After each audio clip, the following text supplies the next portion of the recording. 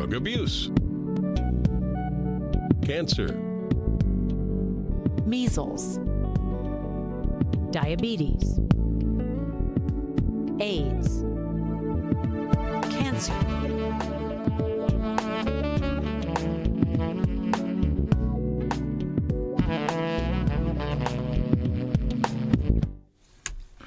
Good evening once again, and welcome to another Doctor on Call program. This week we have a very special guest with us. Yes, I did tell you earlier, and we're discussing a very, very important issue. In fact, this evening we'll be looking at women's reproductive health, all right, and why understanding, and women that is, understanding their bodies is one of the most important forms of healthcare. With us this evening is Dr. Rachel Corridon. She's from Trinidad and Tobago, and we are really happy to have her to share information with us. It's not very often we have a gynecologist on the program with us, so we are really thrilled. And so before we get her to introduce herself, let me just say good night to all our viewers on GBN Television, our friends on our Facebook page and YouTube channel, and our listeners on K105 FM. Dr. Corridon, good evening and welcome to Doctor on Call. It's a pleasure to have you. Hi, Grenada. Hello, Godfrey, and thank you for having me. Thank you for having me, Grenadian family. I'm family. Well, I could have tell. You don't sound very. You sound more like a Grenadian. In fact, and I think we shared that earlier. They're more. Almost every Trinidadian has some Grenadian background, right? So yes. Very early, I'm laying claim to you. All right. You'd have to fight with my cousins on the Carnage, William and John Braffett. You'll have to fight with them. No. I think we can work something out. That'd be great. That'd be great. The most important thing, the Grenadian blood is there, and that's what's most important. Yes. Mm-hmm. So, Doc, it's really a pleasure to have you. So, I would like you to take a minute or two and just tell us a little bit about Dr. Corridon. Sure. Well, as you have said, I'm Dr. Rachel Corridon. I am your gentle gynecologist, and I operate and practice in Trinidad and Tobago. I have been in the profession for over 10 years, almost straight out of medical school. I graduated. In fact, I went to medical school in St. George's in Grenada. Lovely. And after medical school, I went basically after internship, I went straight into the field of gynecology, as it was clearly my passion once I found that love in medical school for gynecology. I am also a mother. I am a pastor's wife. I am a sister, a friend. I'm a woman. And so with that unique perspective, I marry faith, empathy, womanhood, and I put all of that into my practice as I manage women through all phases of life and womanhood. Very interesting. And from listening to you, your approach to gynecology emphasizes dignity and autonomy for women. Why was that so important for you to prioritize? It became something that I developed over time. As you know, as a woman, and you're going through your own health journey, your own pregnancies, or just going through health and seeing the way that medicine has been practiced traditionally in the past. Traditionally, it was male dominated. We know that is a fact. And also we know that a lot of all the research and stuff, first it was done males, then it was done mainly on Caucasians. So women, and definitely women of African or East Indian descent, definitely come last on that list. So I tend to try to encourage women to put themselves first and to have a say in their care. And we can only do that by empowering them with education. And so that's, in a nutshell, how I practice medicine, by educating and empowering women to make decisions about their care. Lovely. I've heard of Harmony Health. Tell me about that. Well, Harmony Health, when, as I said, I'm a woman of faith. Mm-hmm. And so, when you get that little seed in your spirit and, Harmony Health, that was just something that kept as a silent thread in my heart since I graduated from medical school. But what made it come to life was a request from a friend whom I went to secondary school with. She reached out to me and she said, Rachel, I saw that you're a doctor. Could you help me have a home birth? I said, me? These days I was quite young, Said, you want me? So I recruited my mom. She is a midwife, once a nurse, always a nurse, whether or not they're retired. So she's a midwife. And I said, Mommy, my friend wants to do a home birth, and so you're going to do this with me. And we did her first birth. And after her first birth, we said, okay, this is a business. This has to go forward. This is a calling. This has to have a legacy. This has to have a name. And so I went ahead and I registered the name so that it would be mine. And it took off from there, We went on to deliver and see about her during 3 other pregnancies. And from that, my private practice was born as well. Mm-hmm. And so I've gone from doing the home births to a single practice, and now we have 5 sites across Trinidad and Tobago. That's wonderful. So you went to school in Grenada, of course. Yes. You studied here. You work in Trinidad, and I'm sure you've been around the Caribbean. So you're quite familiar with Caribbean women. We generally, Caribbean people are generally similar in many, many, many ways. We share similar culture, everything. So, what did you observe about our women and their approach to their health? One of the things is silence.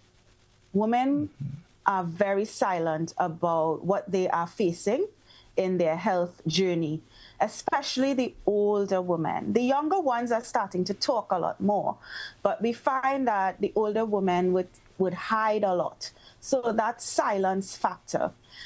I also noticed that there are a lot of delays in care.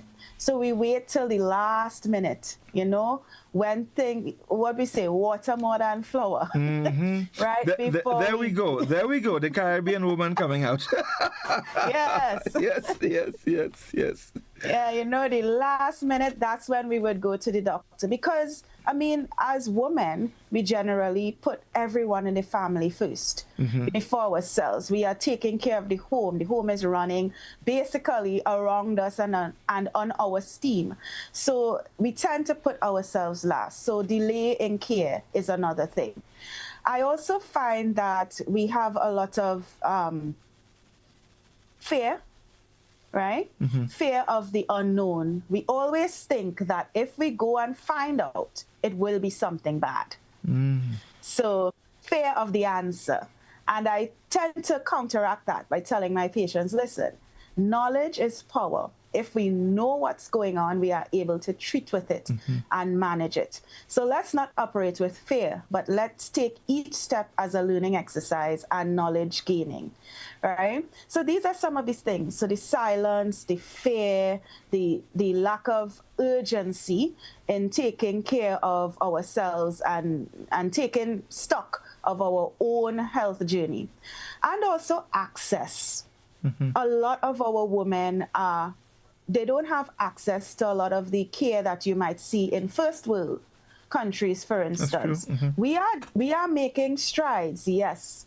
I will never say that our governments and so are not doing their best with what we have to make things available for us. But we are still very much behind what is available internationally. So access is a major issue in terms of healthcare, not only for women, but generally in terms of in the Caribbean.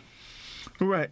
So my next question, we may have to take it in stride because it would cover a lot of different things when it comes to women and reproductive health and all of that. So 10 years experience and counting. During that period, what are some of the most common reproductive health challenges? And we're talking Caribbean, Grenada, Trinidad, Tobago, St. Vincent. What are some of the most common reproductive health challenges our women face?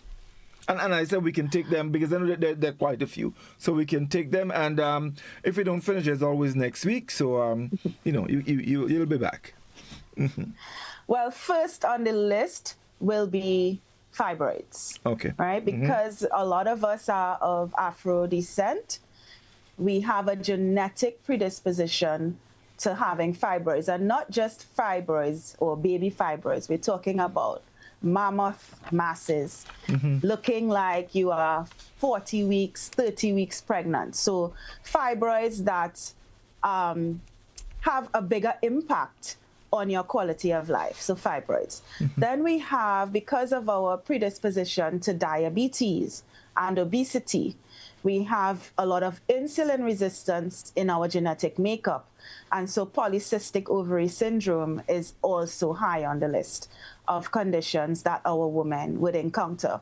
And then, of course, we have the others like endometriosis, we have infertility, chronic pelvic pain, heavy menstrual bleeding, irregular periods, and all of these can intermarry and come under different categories and different diagnoses, right? So we also have issues of the breast. We have breast cancer.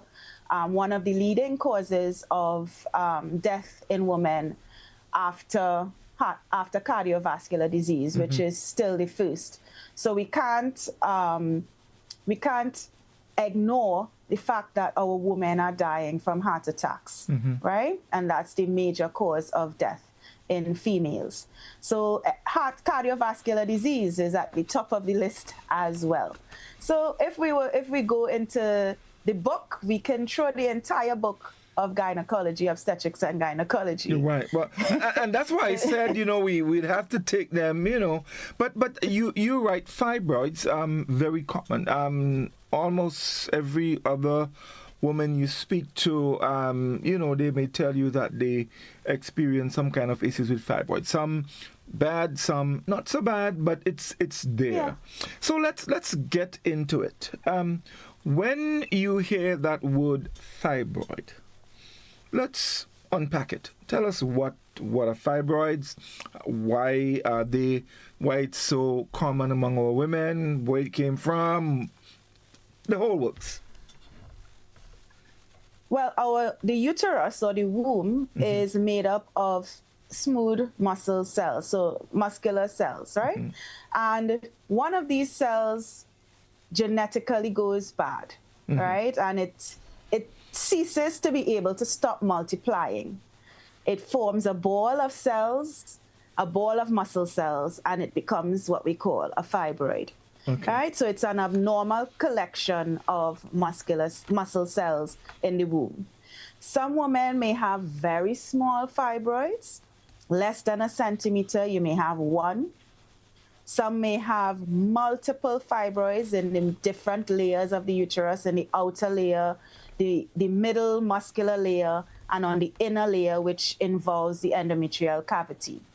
And depending on where these fibroids are located, we have different symptoms. Now, of course, if you have multiple fibroids, multiple large fibroids, you are going to get what we call increased girth or increased tummy size. Right. So that might be one of the first things that women may notice, that they haven't really put on weight, but their tummy is looking like it's coming out with a little punch. Depending on where the fibroid is as well, especially if it's encroaching on the inner cavity or the lining, the endometrial cavity or the lining of the womb, you may have issues with bleeding. So these women may be having very heavy periods, and that may be their first sign, or bleeding in between periods, or prolonged periods. So one of the things, before we even get into what's wrong in female health, I like to tell my patients, these are the things you should know that are normal. One, you should know that a normal cycle should not be more often than every 3 weeks, and it shouldn't be more than every 5 weeks. So you should see a period every 3 to 5 weeks. So if you're seeing every period every 1 week or 2 weeks, we have a problem. If you're seeing your period every 3 months or 6 months, we have a problem. So your period should be coming every 3 to 5 weeks. The other thing I want you to know that is normal. Your period should not last more than 10 days. So typically, a woman's period will last about 5 to 7 days, but it should not last more than 10 days. And the other thing is how often or heavy your bleeding is. You should not be flooding, messing up your clothing, jumping up out of your bed, or having to stay home. So we're talking quality of life here. You shouldn't have to stay home because your period is so heavy you cannot leave the house. And we have women who are going through this. Some of them might be listening on tonight. So if you are going through that, this is not in the normal range. And if you are having to change your sanitary products more than every 2 hours, so every half an hour, you find yourself in the bathroom, you have to start thinking, something might be going on here and I need a check. So first know what is normal. And then you could be able to say, well, I'm not going according to plan. I need to get checked. So with the fibroids, we are talking about an abnormal ball of cells, muscle cells. It could be few, it could be many, they could be small, they can be large. I have taken out fibroids that look like a full-term pregnancy, right? And depending on where you are in your fertility or your wishes, we have many different ways that we can handle these fibroids, but it all depends on where you are in life at the time. Okay. I just want to go back a little bit. You mentioned the periods and the length of the period, not more than 10 days and stuff like that. And what is normal and what is not normal. But for example, you may hear a woman says, look, on the first day, my period is very heavy. I change quite a number of pads. And as the days go by, it slows down and so on and so forth, right? Yes. Then you hear stories like the first day is not bad, but the second and third day is very bad. So you get varying stories. Let's talk about them in context of what is normal and what is not normal. Well, everyone experiences a period in a different way. We have women who just need to wear a panty shield during their period. It is that light. Is that normal? To them, know? That's normal. That's normal for them. They are seeing a regular period. It's coming on time. It's staying the normal amount of days. It's just very light, right? They have no issues with their period, right? So some women, their heavy day might be the first. Some women, they may spot on the first day and then they have their heavy day on the second and the third, and then it wanes, just as you said. These patterns vary woman to woman. When we become concerned is when we have what we call the flooding or the messing up of your clothing, your bed, you can't leave the home, or you having embarrassing moments. You should not be having embarrassing moments. If you have to wear Pampers, adult Pampers, or wear your baby newborn Pampers as your pad, then we are not looking at normal menstrual flow. If you are doubling and tripling and still they're becoming soaked, we are not looking at normal flow. And also, if you are spotting in between your periods, this is also abnormal. So once your period ends, that 7 to 10 day period flow ends, you should not see any bleeding until your next period, which should come within 3 to 5 weeks. So these are the things I advise women to look out for. And remember that each woman is an individual. So when she comes into the room and we are having our chat, I ask her specific questions so that I can get a gauge as to how her period is, how it's affecting her life. And sometimes a woman may say, my period is heavy. And I say, quantify heavy. I change 2 pads in the day. So then I reassure her, that's not heavy. Not very heavy. Right. Okay. Lovely. So as we go along in the consultation room, I am able to shed light, bring clarity, help them to understand what's going on with their bodies. And so they are able to leave the room a little more comfortable and with answers, Right, lovely. So we've looked at the bleeding. There's the other part of that, the pain. Some women have serious period pain, so much so that they have to take bed. And sometimes the pain comes with nausea, headaches, different little things. Let's talk a bit about that. Now, period pain, there's a range. We call it dysmenorrhea or menstrual pain. It can come as cramps, which, these are expected. You can take a Panadol and they would go away. You probably get it on your first day. You pass a couple small clots, and then it eases off. That is okay. All right. When we are talking about really, really bad pain, medication that you might take over the counter doesn't work or stops working. All right. So, doc, I take Panadol. I have to take it. Now, sometimes they are over medicating. So they are taking these medications more often than prescribed. So they take, and also taking multiple medications. So they may be taking Panadol, they may be taking an NSAID, they may be taking something with codeine. So they're layering their medications now to try and temporize this pain. We also start to look at pain when the woman complains of pain that has a certain pattern. The pain comes before the period, during the period, after the period.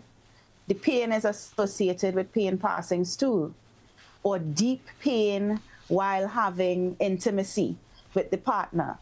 These types of severe and chronic instances of pain lead us to think more on the line of endometriosis, whereas the pain of uterine fibroids may be more chronic, not only during your period, and they may be pressure-like.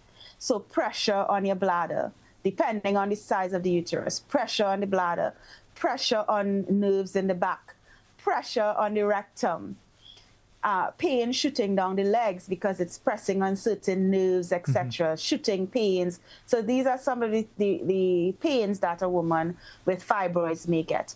So when we are in the room again, we ask certain questions to help us to classify the woman's pain into certain categories. Sometimes a pain could be one-sided, or we call it unilateral. Then we start thinking, is it a cyst, for instance? And so we would move on from there and do imaging, etc., to try and determine what is the cause of the pain. And also sometimes it's not a gynecological issue.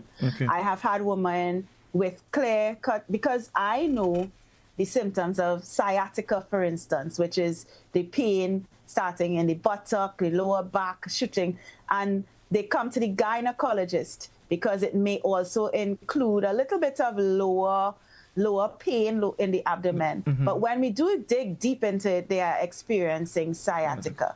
So we have a lot of different causes of pain. But what we do know is if your pain doesn't go away with just normal over-the-counter medication, if your pain, again, is affecting your quality of life, that's the main thing here. The main thing here is quality of life. Women, we're supposed to be happy, right? We are supposed to enjoy life. We are supposed to be in a position to take care of our families, take care of ourselves, go to work, go to school, do well, and your period should not be limiting in doing that. Right. Just one more thing on the period, as it relates to so I've heard women speak of, for example, the breast before the period, and even during the period it gets very sore. Sometimes the nipples, they very uncomfortable. Is that also normal? This is normal, quite normal. So we have as we understand our menstrual cycle, we have different hormones that peak at different times. When you just starting your menstrual cycle, you have your estrogen that will start to rise, and also something called FSH, follicular stimulating hormone, and also your luteinizing hormone just kind of stays a little bit, and it will peak in the middle of your period and cause you to in the middle of your cycle, causing you to ovulate. Right. But your estrogen starts to rise, and also your follicular stimulating hormone telling you, okay, you produced an egg and you didn't get pregnant. Let's do this again. So we go ahead to start to develop another egg for the next cycle. However, after you ovulate, what happens is your hormone progesterone starts to rise, and it peaks right after you ovulate. And what it does, it holds that lining that your estrogen would have developed, hoping that you're going to implant a baby there. Something happened, yeah. Yes, hoping that something is going to happen. Right. However, in 2 weeks, when something does not happen, all the hormones kind of fall and you have your period. And it's that rise and sustaining of your progesterone that starts to give you all of these symptoms, your tiredness, your breast tenderness, etc. And it's the fall of the hormones that then gives you your feelings of depression, anxiety, lethargy. Just about a week or so before your period, you start to feel agitated. You don't want your husband to touch you. Yeah, don't come near me at all, right? And that's where we have our premenstrual syndrome, or our premenstrual dysphoric disorder, so PMS and PMDD. Right. That's where they start to come into play. So again, understanding. So that's why I talk so much, helping women to understand their bodies, understand their cycle, understand their hormones, understand what is going on inside of me, so that I can manage it better. Right, lovely. Still there, and I know there's a lot, but I intend for us to go through everything so that our listeners who are women can have a better understanding. At least they would have something that they can take away from this discussion this evening. So back to fibroids. And you did mention that they can come in various ways: very small, some large, multiple, all of that. How serious, or maybe how dangerous are fibroids? Can they be detrimental, or? Well, it all depends on how fibroids are affecting the individual woman. But what I do tell my patients, because a lot of times fibroids have no symptoms, right? You're minding them, but you don't even know that they're there, right? Right? And it's only because you went to do some imaging, maybe for something else, and you were told, hey, you have fibroids. And then they will show up in my office quite disturbed. I heard I have fibroids. And one of the things I will tell them is, hey, if it ain't bothering you, don't bother it. All right? Okay. So that is the patient who has no symptoms. It's not bothering her. She didn't even know she had it. We could monitor, we could watch it as it goes. And the reassuring thing is that less than 1% of fibroids progress to be anything cancerous. Okay. So they are benign or non-cancerous tumors of the womb. So we don't expect that a fibroid will just suddenly turn into a cancer. Now, there are suspicious masses in the uterus, but they will have certain characteristics. They will be rapidly growing, right? Or have a lot of blood supply when they're on the CT scan, or the woman is losing weight, or her bleeding is very torrential, things like that. So we're not talking about cancers of the womb. We're talking about fibroids, which are non-cancerous. Right. All right. So that's the first thing. The woman that has no symptoms, she is okay to not do anything about it. Then we have the woman, how it may be detrimental is the level of bleeding could bring you down to a very low blood count, whereby you need blood transfusions. So severe anemia. So if left unchecked or untreated, this heavy bleeding could land you in the hospital. Okay. Right? So that's the abnormal bleeding part of it. Again, how may it be detrimental? If I wouldn't say detrimental, but how it may impact your life is, let's say you are trying to conceive and the fibroids are obstructing the path. Let's say they are distorting the cavity of the womb, or they are blocking the pathway of the fallopian tube. This may have a serious impact on your fertility and thereby your life, your emotional life, your fertility health. Right? So this is how the fibroids may affect you. And then let's not forget that women like to see themselves in a certain way. So the cosmetic factor of having a large tummy when you are not pregnant has a very deep impact sometimes on mental health. I have had women come into my room, nothing else is going on, it's just that tummy, where they are being asked the questions, when you're expecting, you're pregnant? Yes. Indeed. And it plays on their mind. And then think about the woman who is actually trying and she has the fibroids, or the woman who doesn't want a child. And you keep asking me, our aunties, when they see these bellies, they're ready, So the mental health factor, the cosmetic factor, we can't ignore that as well when we're talking about fibroids. So the bleeding and anemia, the pelvic pain and pressure, it can cause you to be going to the bathroom every 30 minutes, every hour, because it's pressing on your bladder. It's not necessarily damaging your bladder, but it is causing an impact on your quality of life. Okay, lovely. Actually, I was about to ask if the fibroids can appear in the fallopian tubes as well, but you mentioned at the entrance.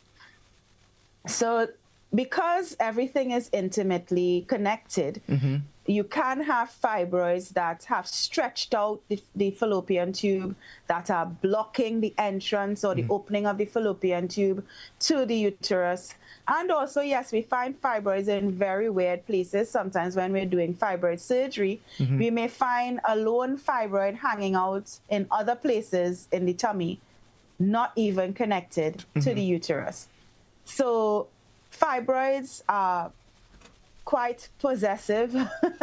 They have a big impact on us, and especially of women of Afro descent. The impact could be much, much more detrimental, as you said, the word detrimental. Right.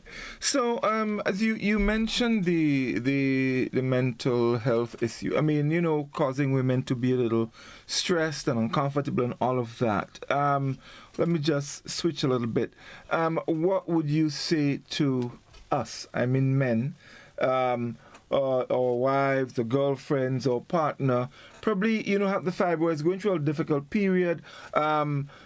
Things may not be the way you would like it to be in terms of your sexual life and all of that, because sometimes it can be painful. What would you say to us men? And I'm talking here in terms of support for women. Sure. Well, the first thing is conversation, communication.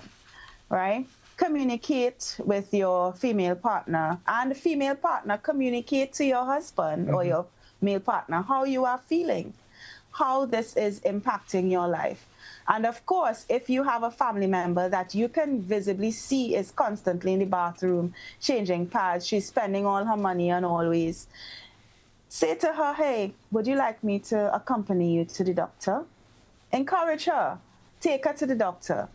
I encourage partners to come into the room I mean, they stay there silently sometimes, most times, but there are a lot of men who come in and they ask more questions than the wife, right?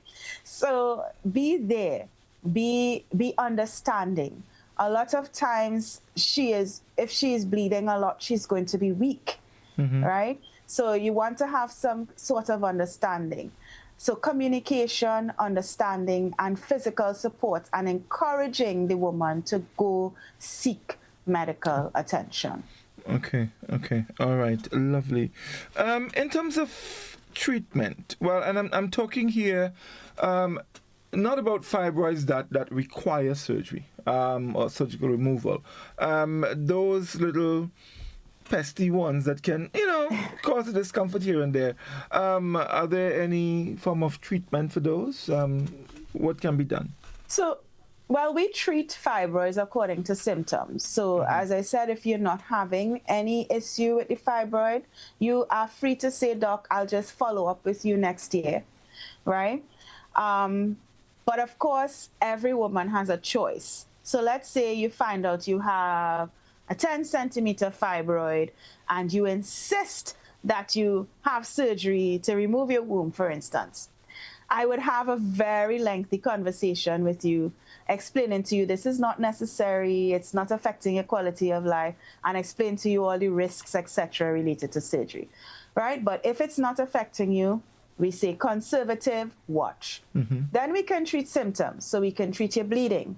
We can treat your bleeding with simple medications like NSAIDs, medications that are similar to Olfen, for instance, or ibuprofen, similar to, right? We can also give you hormonal medications by mouth, by injection. Depending on the size of the womb, we can place this hormonal device into your womb as well to help you with your bleeding pattern and help reduce your bleeding, so improve your quality of life. So that's orally or by mouth, injectables, or placing it inside of the womb. We can also place medications under the skin. We call it an implant. That can help with bleeding as well. And then we have the minimally invasive option. This is for the woman who says, you know what, doc, surgery is not for me, but I really don't want to take medication. What else is an option? And we have something called uterine artery embolization, but puts it simply, it's done by an interventional radiologist. And what they do, they thread their catheters through your vessels. They get to the womb and they block off particular blood vessels that lead to your main fibroids and stuff like that. And in lowering the volume of blood that is going to the womb, the fibroids lose their blood supply. They start to shrink, and also the effect in terms of the heavy bleeding that reduces as well. So it allows the woman a better quality of life, and it spares her for a few years. Generally, it lasts for at least 5 years, the effect of that procedure.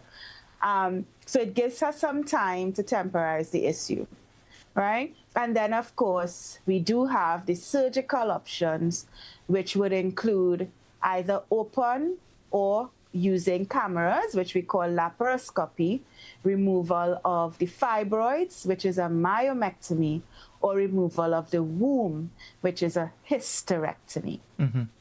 Women who choose hysterectomy have generally been done with their fertility life, or they have no desire for children. And the women who choose fibroid removal surgery are generally wanting to attempt to save their womb for fertility. Okay. And I do have some questions about that, but I'll come back to that. But Doc, you've always said that if a woman understands her body, she may or she will go through life differently. Can you explain that? If a woman knows her body, well, I mean, I figure, yeah, but there seems to be something deeper than that.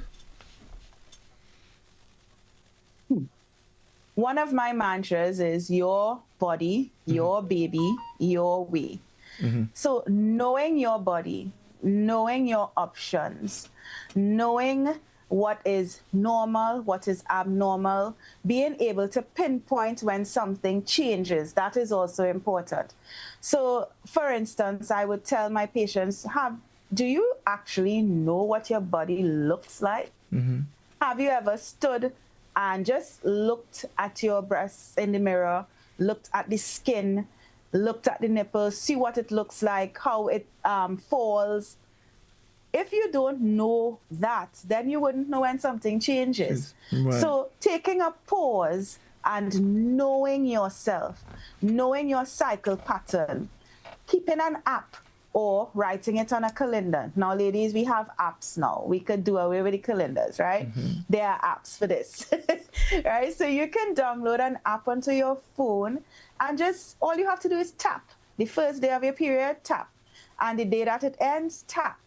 And over time, the app is able to tell you what is your average cycle length, how long your period lasts. If you're trying to get pregnant, it is able to tell you this is your fertility window, right? You're able to log different things, even like your mood, how you're feeling, symptoms, episodes of spotting, different things. So having knowledge or having an app is very important. And that feeds into your deep knowledge of yourself. Also, communicating with your peers helps you to understand that maybe what I'm going through is not abnormal. Other women are going through this too. So peer knowledge is also very, very important. And also that relationship with a doctor. So no woman should have a year pass without seeing a doctor. Now, I would love you to see me, but there are GPs on every corner. Right? So see your family physician, your community physician, your local health center physician. Oh my goodness. There are so many avenues to be seen. Please don't let a year pass without seeing a doctor. Knowing your numbers, for instance, helps you to know where you stand in your general health. It's not just about your period. Remember, we spoke about cardiovascular health.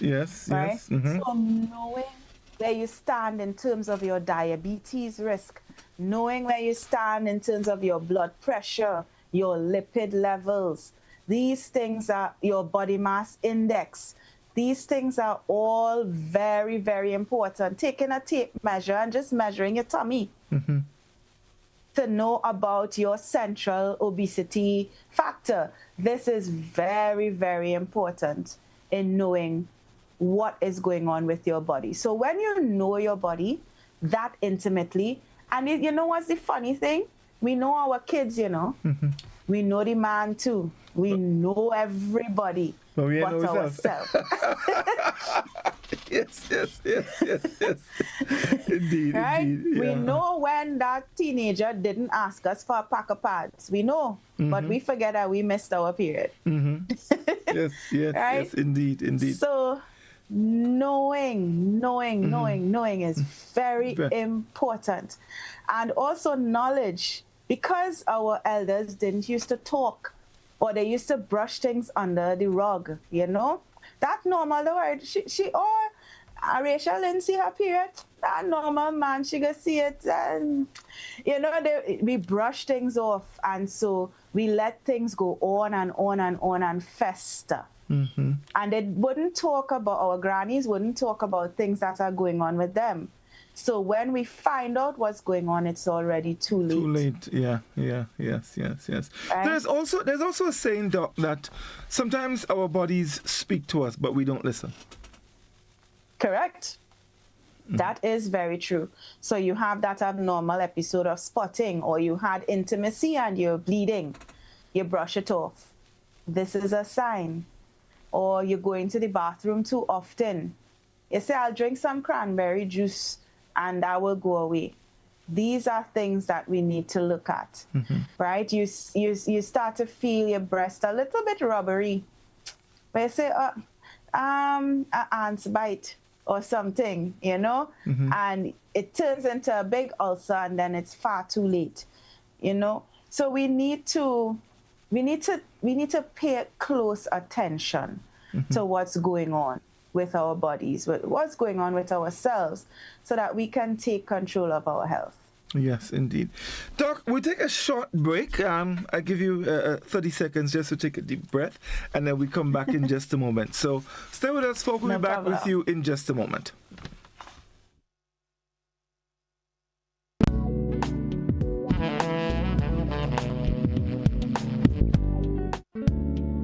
Looking to shop online from your favorite stores like Amazon and Shein? With GPC Global, it's never been easier. Get your very own US address and shop from around the world. With GPC Global, you can order the latest trends and must-have items, all delivered straight to Grenada to your closest post office for your pickup. We offer the cheapest rates, and our service is reliable and quick. No more waiting for weeks for your packages. Your satisfaction is guaranteed. Join the Grenada Postal family today and start shopping smarter. Visit us online at www.grenadapostal.com or call us on 437-POST. That's 437-7678. GPC Global, your gateway to the world. When the day's done, there's only one place to be. Jump it up. April 25th and 26th, the Kirani James Athletic Stadium comes alive. It's the Classic Lighting Communal Credit Union Invitational Games, the final showdown. Come witness all clubs battle for glory one last time. Gather your posse, take your stand, and jump up for Bankers Association, Hubbards, DigiCell, Huggins, Brenlec, Nawasa, Prisons, Police, Busmen, and Flow. This is rivalry. This is passion. This is Grenada on fire. April 25th and 26th. Kirani James Athletic Stadium. Don't miss it. Sunrise Diagnostic Center is the place to visit for your medical laboratory test, ultrasound, X-ray, mammogram, ECG, and ultrasound guided and bone density test. Also available are COVID PCR and antigen tests. Most results are available within 24 hours. Sunrise Diagnostic Center is located at number 9 NS Building, Melville Street, St. George's, with sub-offices in Grand Anse, Wall Street, and Grenville, St. Andrew. Visit Sunrise Diagnostic Center today at any of their offices or call 440-3709 or cell phone 415-9522. You've arrived in paradise. You felt the rhythm. Now let's make sure you say it right. Hey, my name is Florian. I'm from the beautiful Aida Perla cruise ship. So today, like we Germans say, we are in Grenada. But I heard in English it's called Grenada. Say it right. Grenada. Say it right. Grenada. That's right. Grenada. There we go. Say it right. It's Grenada. It's not Grenada. It's Grenada. Say it right.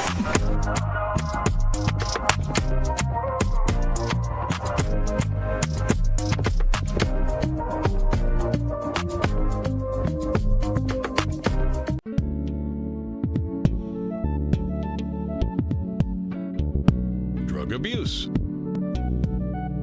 cancer, measles, diabetes,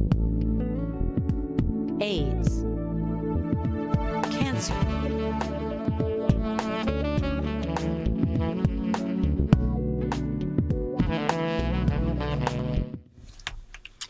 Welcome back, everyone. And those of you just joining us, we're chatting with Dr. Rachel Corridon. She's a gynecologist and obstetrician. And we're discussing women's reproductive health and you know, some of the things that are associated with it. In case you missed it, well, we spoke a bit about periods, fibroids, and some little complications involved. Of course, you can go back to our Facebook page or the YouTube channel. You can, look at the program. Doc, we're back. So, here, let's create a scenario here.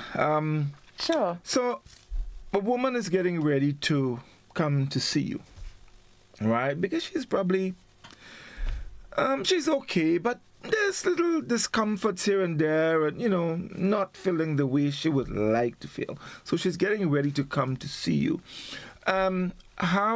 What preparations should she make, and what are some of the questions she should not be uncomfortable asking you?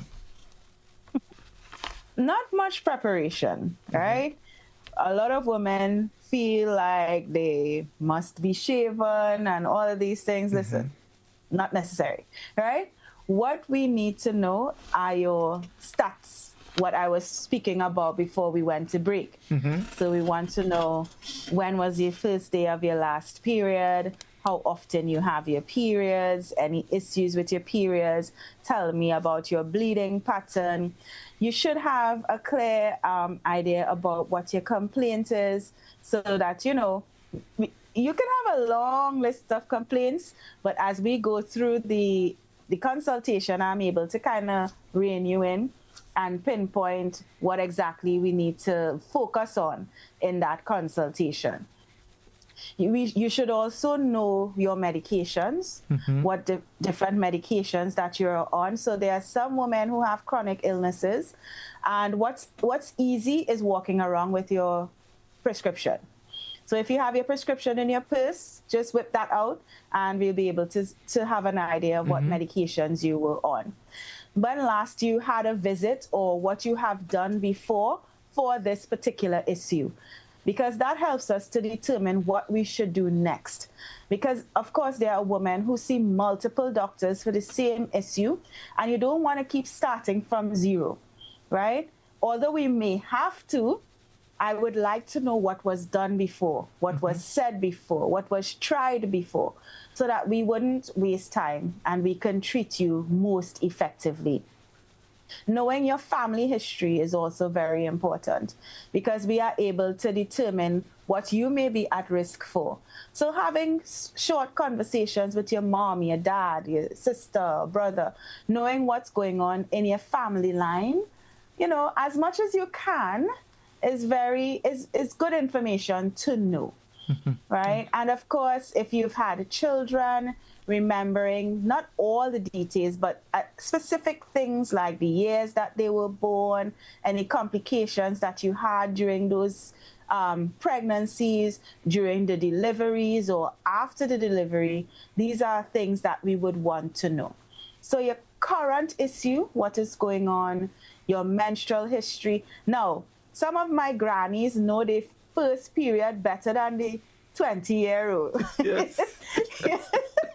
She knows the age she had that period, and she knows the age it stopped. Right? So knowing your dates, that's very, very important.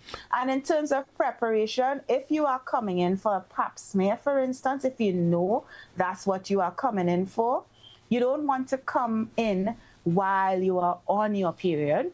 You would want to come in when your bleeding has stopped. You would not want to have intercourse right before you have a pap smear, for instance. So you would want to hold off for a day or two before coming in, so that we can have that examination and get a proper sample.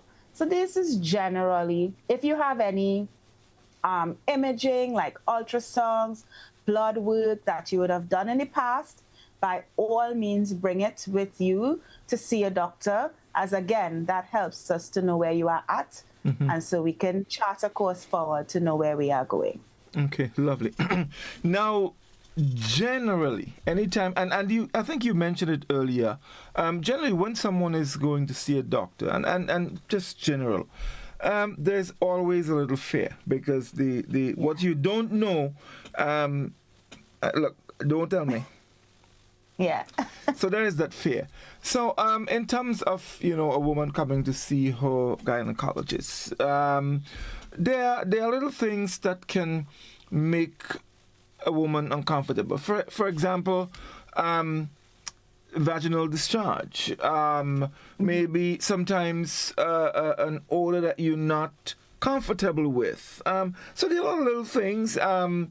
Let's talk a bit about that. because the discomfort, that fear, that well, I wonder what Doc might say, that kind of thing. Let's make them comfortable. How? Hey, I do this every day. I see this every day. Blood is normal for me, right? I am not afraid of blood. I have done deliveries and gotten a Lycor bath, Right. that is the fluid. That's the fluid from the baby. We've gotten stool in the way. So dealing with bodily fluids, odors, things that for you seem uncomfortable or unseemly, these are things that we deal with on a daily basis. And guess what? We are hardly going to even remember. It has to be something really, really impressive for us to absolutely remember a particular case, right? But don't stay at home because you are afraid of something being found out or you're afraid of being embarrassed by something. If you have an abnormal odor or an abnormal vaginal discharge, it needs to be treated. It needs to be investigated. So you need to come and see me, right? Or you need to go in and see a doctor. And so you shouldn't, yes, you will feel away in our language. You'll feel kind of how, but don't worry about it. We will examine and we will give you the treatment that is necessary so that in a few days' time, this is fixed. Yeah? Right. Lovely. So women, we comfortable there. So Yeah.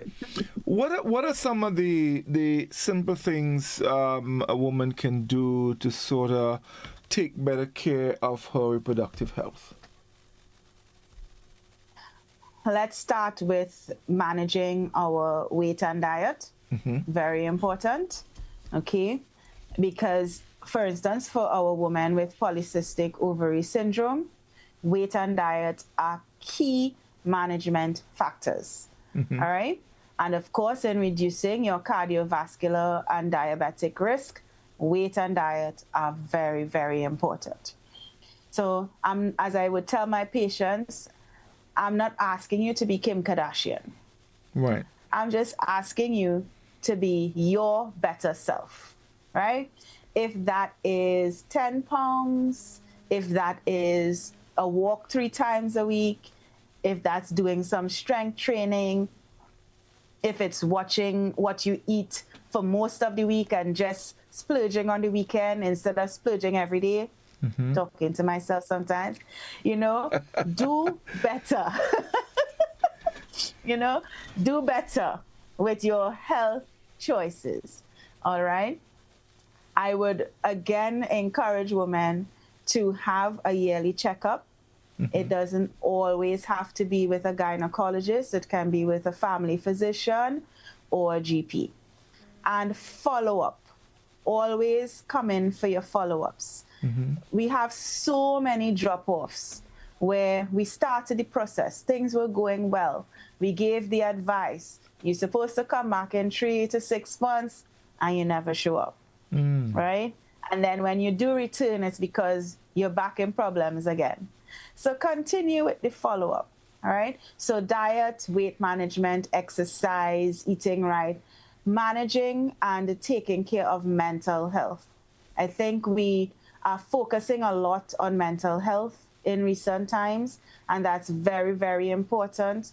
We know that women, people in general are suffering in silence, especially we saw it coming to the forefront during COVID when social norms were changed. Yes. So depression, anxiety, these things kind of became mammoth when loneliness became a major factor in a lot of our lives.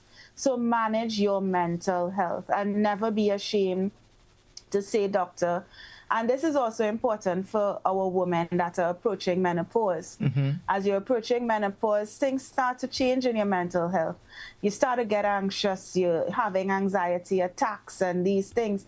Come in, let's talk about it. Let's talk about tools. Let's talk about being referred to the relevant doctors or healthcare professionals that can assist right? So these are just some of the basic things, and also your screenings.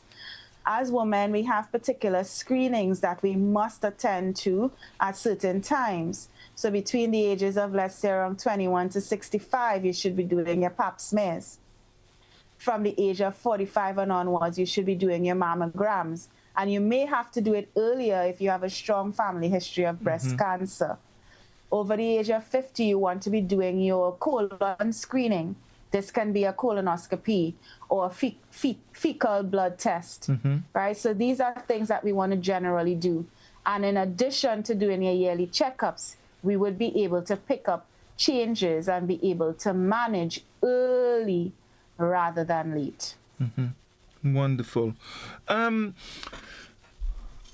You mentioned, the different ages and so pap smears, mammograms, all of that, and I think we all understand that as we move through the different stages in life, there are changes that are going to be happening with our bodies. All right. As we go through that, what are some of the things should our women be paying attention to? And of course, menopause being one of them. But of course, during your let's say teenage, 18, 19, that's when young people, they become sexually active, and they tend to be a little more carefree. They experiment, they do things. In all of that, where does your gynecologist fit in? All right. Well, it will start actually with the adolescent, right? We start with HPV vaccination for our adolescents, as HPV, or human papillomavirus, is the most common sexually transmitted infection. So we start there by vaccinating our young adolescents before they become sexually active. So that's in the beginning. As our young girls cross 18 and they're now coming into their sexual life, we start talking, and even before we have these conversations too, because you have them in the schools and stuff about safe sex practices and all of that. But now she may be coming in to speak about family planning and contraception. And that's where the gynecologist may come in again. She may be coming in at this point too, because she's dealing with irregular periods, she's dealing with acne, or she's dealing with heavy periods. So we can also talk about the contraceptive methods as management for these things as well, as in addition to being contraceptives. As she moves away from that point in life, she may come back in to talk about coming off of these contraceptive options to attempt to get pregnant. So then we start having conversations about fertility, about frequency of intercourse, when should I be concerned that I'm not getting pregnant. These are some of the conversations we may start to have. As we move along, we start to come into our 30s and our 40s. We start to, again, suffer from our abnormal periods. The fibroids start to come into play. And then we go into the perimenopause. We have the symptoms, we have the sweating, we have the long list: dry skin, vaginal dryness, brain fog, forgetting. So she may come in to speak about that because she's having changes again. And then she goes through the change, the period stops, and then she may have some bleeding after menopause and she may come in again. Or she may have a feeling of a bulge in the vagina, so now she's having prolapse of the bladder, prolapse of the uterus, so she may come in again to speak to me as the gynecologist. So these are different points at which the gynecologist may interact with women as they go through different stages of life. And of course, pregnancy. We haven't really spoken about pregnancy, but throughout the fertile journey, that's where we fit in. That's the best part. Right, lovely, definitely. So some of these little issues are there, and of course, it's always important to see your medical practitioner. Very important. But there are instances where there may be little simple things you can do at home to keep yourself in check. Anything you can recommend? That's a good question. What can I do on my own to keep my health in check? We kind of mentioned a little bit about that before. Watching the family pot, monitoring your mental health, monitoring your cycle, having your exercise routine. These are just generally things that you can do. Taking management for different issues. Let's say you're having menstrual pain. Nothing is wrong with you taking a little bit of Panadol or putting the hot water bottle. These things, they do work. You know, they do work. So put the hot water bottle on the belly. Getting rest, ladies, rest is very important. It helps, right? So getting rest, so proper sleep. These are things that we can do to ensure that we are drinking our adequate amounts of water, so taking in fluids, having our good amounts of protein, vegetables, reducing the fats, the bad fats, and starches, reducing that. These are all things that we can do at home to make sure that we are healthy. We also want to ensure vaginal health as well. So for women who may find that they are having frequency of discharge or infections, simple things I would advise would be things like using gentle soaps, staying away from the feminine washes, using cotton underwear, laying off of the panty shields if you don't have to, or using unscented sanitary napkins. These are some simple things that you can do to improve your vaginal health. So these are just some of the things that women can do. Right. Let me just backtrack a little bit. And we did mention the life stages. We know that maybe as early as 12 and 13, girls have started seeing the period, which means that definitely they can't get pregnant. Should at what age then should a young girl have her first visit with a gynecologist? Some moms or parents, guardians are very proactive. Right. So they may bring the adolescent in right before she sees a period because maybe the parent feels uncomfortable about having the conversation, what to expect about changes in your body. So that's a good time to bring the child in, and maybe not even to the gynecologist, but maybe to the pediatrician. Right. So, because you don't want the child to feel so because when you think about gynecologist, you're thinking someone that's going to examine me down there. But if the child has a relationship with a pediatrician, by all means take the child to the pediatrician and have that conversation about puberty, changes to expect in the body, and then the child is comfortable and they enter that menstrual life. When I may see the child again is after that first year, when we expect irregularities, the first year or two.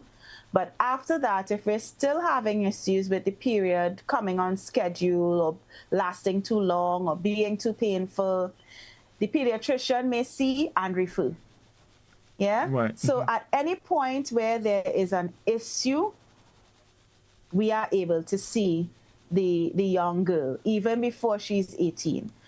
But the pediatrician may see first. Okay. Yeah, they are doctors and they are able to manage up to a point. And if they can't, they will send forward to the gynecologist. Right. Okay. Lovely.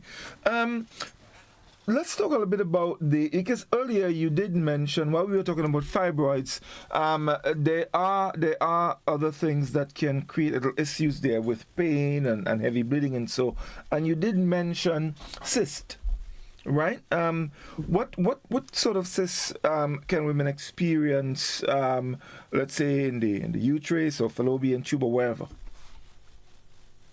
Well, when I mentioned cyst, I was referring to ovarian cyst. Okay. So these are fluid-filled or masses in the ovary.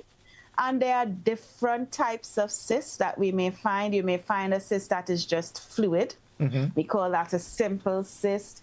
You may find a cyst that is filled with blood deposits, and it may be related to endometriosis. We call that an endometrioma. You may have a quite interesting cyst that our medical students go crazy over if they do get to see it during their rotation. And this is a cyst that is filled with teeth, skin, hair, right? And we call that a teratoma. So there are different types. And of course, you do have the cancerous cysts. So you have benign or non-cancerous cysts, and then you have the cancerous cysts. The main thing, again, is knowing when something is changing in your body, when you are feeling a pain or a heaviness, a fullness in a particular side. You may be having pain with deep penetration during intercourse or so. And cysts can be large enough where it can protrude or cause your tummy to protrude. So you're seeing your tummy is rising and you know you're not pregnant. So you come into the doctor, we do an ultrasound, and we will tell you, okay, you have a cyst. And then we may do some other investigations like blood work, etc., to kind of classify what's going on there. We may need additional imaging like a CT scan or an MRI. And these things help us to guide your management and give you a proper diagnosis. So cysts are also quite common in terms of one of the issues that a gynecologist may deal with. Now, a woman may go to a doctor and they see a fluid-filled cyst, 3 centimeters, and they say, I saw a cyst. And then she comes to you with this report and she says, Doc, I have a cyst. Am I dying? Right, yes. You know, so it's all about context, right? In that situation, I look at the whole picture, I look at the report, I may look at the images as well, and be able to reassure the patient, hey, this might just be normal, because as you go through your menstrual cycle, follicles develop, they go through maturation, they get bigger. And what we can do just to ease your mind is follow up in 6 months to a year and see if there are any changes. And most times there's no cyst when the patient returns, right? So there are cysts that are normal, fluid-filled structures, and then there are those that are large enough to be classified as something that needs to be checked and investigated further, or it may have characteristics that classify it as some of the different cysts that I described before. Right. If you have, let's say, a fluid-filled cyst, if it ruptures, can it cause a vaginal discharge? And with rupture, there would be pain, right? There would be some level of pain. But, So now we're talking about what we call ovarian cyst accidents. So when you have a cyst on the ovary, there are 3 main things that can happen. That cyst can burst or rupture, as you said. That is a ruptured ovarian cyst. That cyst can bleed within itself. That's called a hemorrhagic cyst. And the cyst, because of the weight of it, can cause the ovary to twist on itself, and that's called an ovarian torsion. Now, each one of these can cause severe, sudden onset of pain and cause you to seek medical attention urgently. Most times, there's no vaginal appearance of anything. It's mostly pain. And also, we may, on imaging, see a little bit of blood in the tummy. If there's a leak or a hemorrhage or a rupture, we may see blood in the tummy or fluid in the tummy on imaging. But it's not really that you will see anything coming out of the vagina. Okay, great. So are there also uterine cysts in the uterus? Do you have cysts? You can get cysts anyway. There are some women who may have overgrowth of the lining of the womb in a cystic fashion. Okay. And in those women, we would particularly want to check on that to make sure that there's not a problem there with the overgrowth. So we call that cystic hyperplasia, or overgrowth of the lining of the womb with a cystic pattern. But you can get a cyst or a lump or bump anywhere in the body. Okay. That's just how the body works. You can get it on your skin, you can get it in your eye, on your head, you can get it anywhere. So you can get cyst hanging off of your fallopian tube as well. So sometimes when we go in to do surgery for another reason, when we look at the fallopian tube, there may be a cyst. So you can develop cystic structures anywhere in your body, including areas of the female genital tract. Okay, good. Just sticking with the overgrowth in the uterine lining. If you have that, and during, let's say, the breaking down of the uterine walls during period, if you have that overgrowth, can that result also in excessive pain? We did speak of immense pain during periods earlier, but that particular situation where you have, let's say, a rupture or in the breaking down, that overgrowth, get some laceration or whatever it is, can that also result in additional pain for a woman going through her menstrual cycle? When we talk about overgrowth of the lining, one of the main features is heavy bleeding. Okay. Not so much pain. Okay. So the main feature would be torrential bleeding. And that woman may need something called a DNC, dilatation, curettage, or scraping. Most women may know that word. They went in for a scraping. And what we do is we remove tissue from the walls of the womb and we send it to the lab for testing. Because what we want to know is what type of overgrowth are we seeing. We may have seen it on ultrasound. We may see it in terms of your symptom of heavy bleeding. But what is it exactly? We need to send it to the lab to check. So we do the scraping, and sometimes the scraping helps with the bleeding as well, because it removes a lot of the overgrowth, right? And that may be able to tell us if it's normal tissue, if it's overgrown tissue, or we call it hyperplasia, or disordered hyperplasia, so we call that atypical, and that is suspicious and has a high chance of progression to cancer of the lining of the womb. And it can tell us as well if there's already cancer in the lining of the womb. Okay, wonderful. So that being said, and all the information that you've shared, all right, reproductive health education for our women clearly is very important. Yes, it is. Right.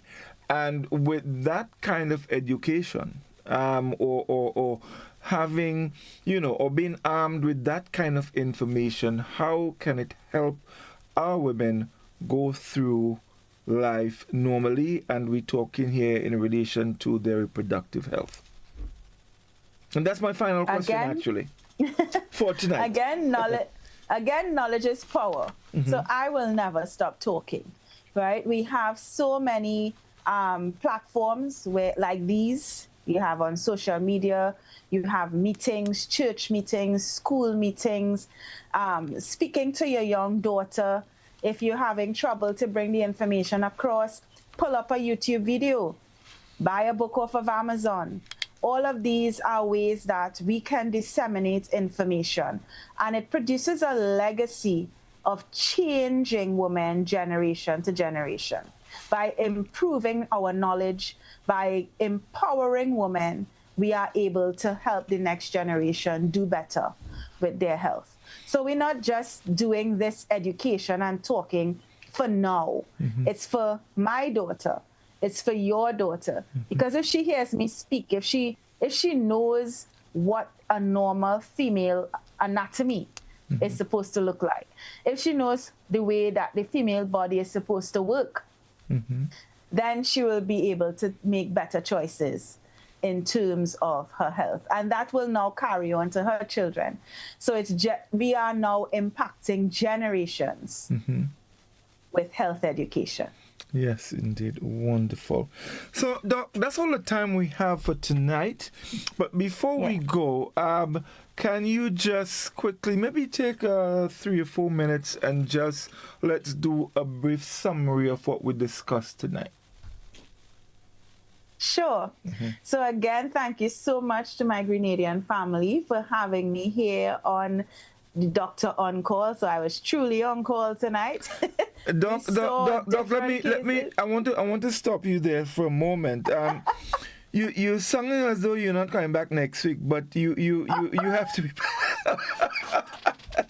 You have to find a way to, because we have not finished this. I'll be back. So you can you can go ahead now. We'll find a way. Definitely. So you can continue now. Yes. So on this on-call duty, we spoke about, or we saw different cases. We saw fibroids, we saw ovarian cysts, we saw women with abnormal bleeding, we saw women going through menopause and their changes, but also we went to clinic too, right? And we spoke about the well woman and the different things that the well woman should be doing in her life to ensure that she's healthy. So her screenings, her pap smears, her mammograms, her colonoscopies. We spoke about preventative care as well with respect to vaccinating of the adolescents. We spoke about working together as health professionals. So we're talking about the mental health professional, the pediatrician, the gynecologist, even the dietitian came into play on this on-call, right? So I want to say to women, put you first. Your health is a non-negotiable in this whole equation, right? Put yourself first, put your health first, and then everything else will fall into place. See a doctor on a yearly basis, know what is your normal, and don't hesitate or delay when there's a need to check in on an abnormality or a change. Yeah. These are the things I would want to highlight. Yes, indeed. Dr. Corridon, I thank you so very much for, taking time to be on the program here with us and to share such valuable information. I do believe, in fact, one of our Facebook listeners says, great information, very interesting. It tells you that the message is getting out there, because I must confess we have not had a gynecologist in the program in a while, so it's really, really wonderful to have you, and we're looking forward to next week, because we have not spoken about pregnancy, we have not spoken about STDs, we have not spoken about, and something we need to speak about sex. There are people. Yeah. This conversation needs to happen. Somehow we tend to shy away from it, but it's very, very important.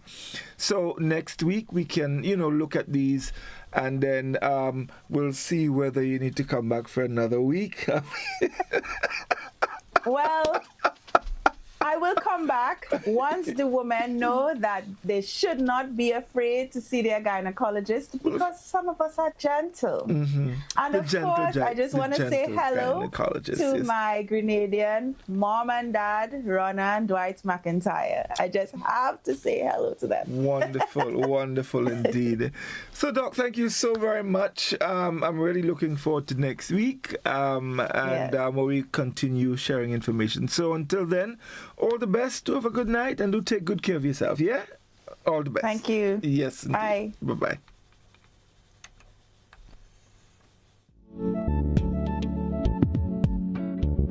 Drug abuse, cancer,